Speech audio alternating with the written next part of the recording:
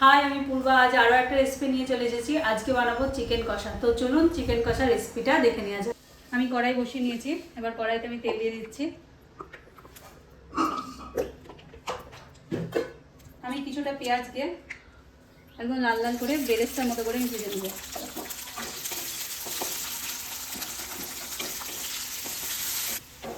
পেঁয়াজ লাল লাল হয়ে গেছে। এবার পেঁয়াজটাকে তুলে যাচ্ছি।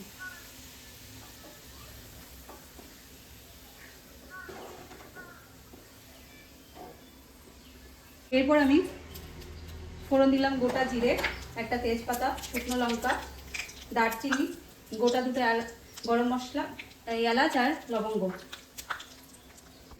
মশলাগুলো ভাজা হয়ে গেছে। এরপর আমি কেটে রাখা পেঁয়াজটাকে দিয়ে আমি একটু লাল লাল করে নেবো পেঁয়াজটাকে। পেঁয়াজটা ভাজা হয়ে এসেছে। আর আমি এখানটাতে কাঁচা পাকা লঙ্কা, তারপর হচ্ছে রসুন আর আদা আমি এটা পেস্ট করে নিয়েছি। আপনারা যে যেরকম ঝাল পছন্দ করেন সেরকম লঙ্কা দেবেন। দিয়ে দিলাম। এরপর আমি দিয়ে দিচ্ছি নুন। তারপর আমি দেবো হলুদ।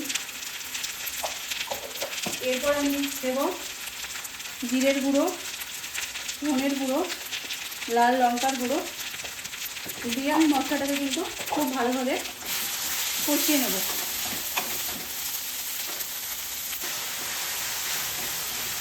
মশলাটা কষে গেছে। এরপর আমি এখানটাতে 700 গ্রাম মতো চিকেন আছে, তো চিকেনটাকে আমি দিয়ে দিচ্ছি।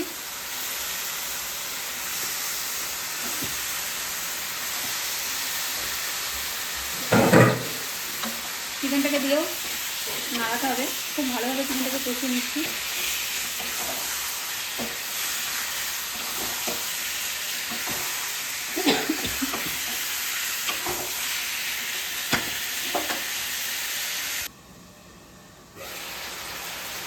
চিকেনটা থেকে জল বেরিয়ে এসেছে।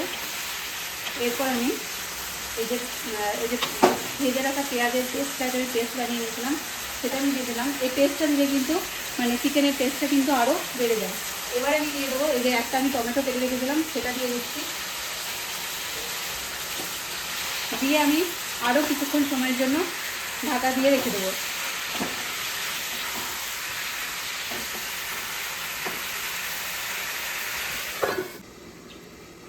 ঢাকনাটা খুলে দিচ্ছি। মাঝে মাঝে কিন্তু চিকেনটাকে এরকম খুলে খুলে দেখতে হবে যেন তলাতে লেগে না যায়। আরও কিছুক্ষণ সময়ের জন্য চিকেনটাকে কষতে হবে।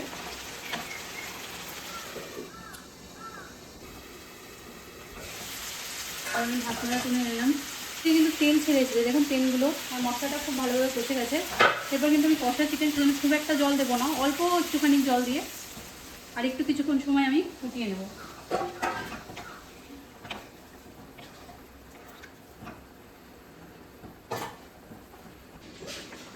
দেখুন জলটা অনেকটা আমি শুকিয়ে এসেছে, খুব একটা বেশি জল শুকাবো না।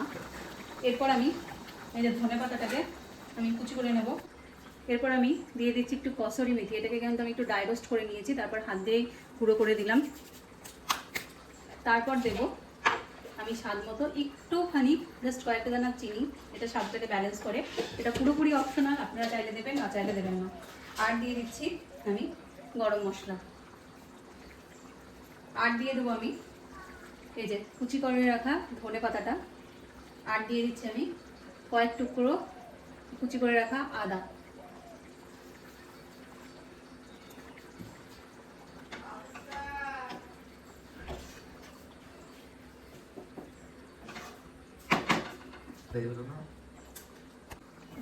এরপর আমি দিয়ে দিলাম কয়েকটা কাঁচা লঙ্কা। ব্যাস, তাহলেই আজকে আমাদের